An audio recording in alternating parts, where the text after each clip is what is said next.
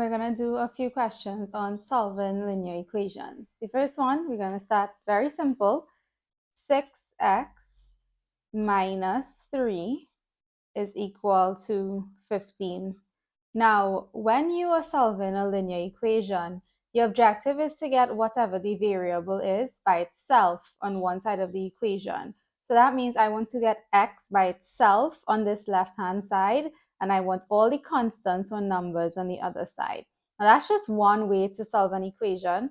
This is using the method of transposition, which is just a fancy word of meaning moving terms from one side of the equation to the other side of the equation, right? So I want to get 6x alone on this side, so I'm going to move minus 3 to the other side. And if I move minus 3, well, because this is minus 3 over here, to get rid of it, I would add 3. So I remain with 6x on the left-hand side, and then on the right-hand side, I'm going to carry minus 3 across.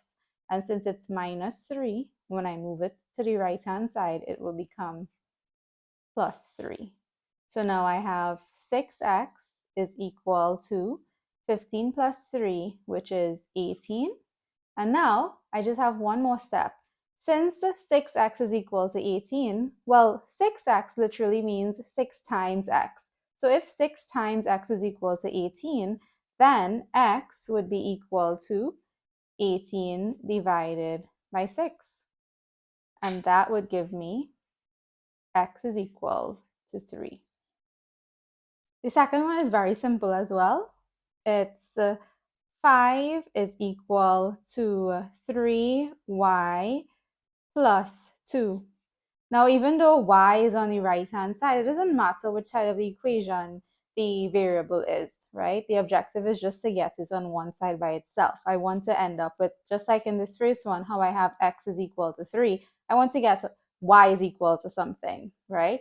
So what I do is I am going to move 2 from this right-hand side to the left-hand side. And since this is plus 2, when I move it to the left-hand side, it will become minus 2.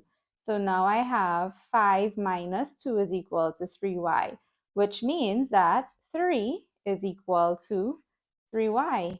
And if 3 is equal to 3y, then 3 times what is 3? 3 times 1. So 3 divided by 3 is equal to y. Therefore, y is equal to 1. So unlike questions 1 and 2, number 3 has variables on both sides of the equation. So this example is 4 plus 3x is equal to 20 minus 5x. Well, as you see, you have 3x on this side and you have 5x on that side. But you want to only have x's on one side and numbers or constants on the other side. So I'm going to choose this left-hand side and I want to remain with my x's on this left-hand side. So I would keep 3x on this side. I'm going to take minus 5x from the right-hand side and bring it over to the left-hand side. Since it's minus 5x, when I bring it to this side, it will become plus 5x. And I have 20 on the right-hand side, which I'm not doing anything with, so I'm just going to bring that down. I'm going to move 4 from the left-hand side to the right-hand side. Now, this is positive 4 on the left-hand side. So when I move it to the right-hand side, it will become minus 4. And now I simplify. So 3x plus 5x would give me 8x. And 20 take away 4 is 16. So if 8x is equal to 16, well, that literally means 8 times x is equal to 16. So therefore, x would be equal to 16 divided by 8, which gives me 2. Therefore, x is equal to 2. All right, let's do another one. Let's say I have 5 minus 4x is equal to 4x plus 1. Now, it does not matter which side you choose to keep your x's on or move it or whatever, right? It just matters that when you are moving terms from one side of the equation to the next side, you must make sure that you change the sign. So I'm going to keep 4x on this side because I want to show you something very important. If I'm keeping 4x on this left-hand side, I have to remember, or I have to make a note that this is minus 4x. So when I carry it to the next line here, it's going to remain minus 4x. I don't just get rid of the sign, right? So I bring down minus 4x, and I'm going to move 4x from on the right-hand side to the left-hand side.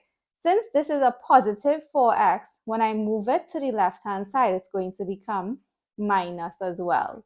So I will have on this left-hand side, minus 4x is equal to, well, I'm bringing down the 1 because I'm leaving that on the right-hand side. I'm going to move 5 from the left-hand side to the right-hand side. Now, the sign of 5 here is positive. So when I move 5, positive 5, from the left-hand side to the right-hand side, it will become minus 5. And now I simplify. So minus 4x gives me negative 8x. And then 1 take away 5 is negative 4. So therefore, if negative 8x is equal to negative 4, well, x is equal to negative 4 divided by negative 8. Now you can't just like abandon the signs, right? This is negative 8 and this is negative 4. So when I'm dividing by them here, I have to maintain the signs. And as you may recall, when you divide two negatives, you get a positive. So this answer will be 1/2. Well, what I did, I reduced, right? 4 into 4 is 1 and 4 into 8 is 2. So that's how I got 1/2. And it's positive because both of them are negatives. Let's do one more. Say I have 5x plus 7 is equal to 19 minus x.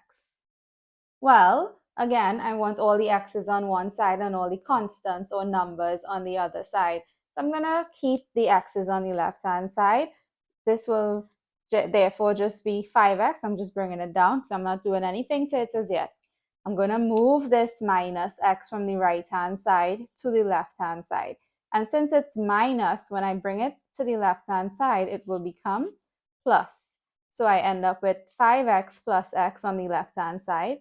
I'm bringing down this 19 because I'm not doing anything to it. And I'm going to move the plus 7 from the left-hand side to the right-hand side. This becomes minus 7.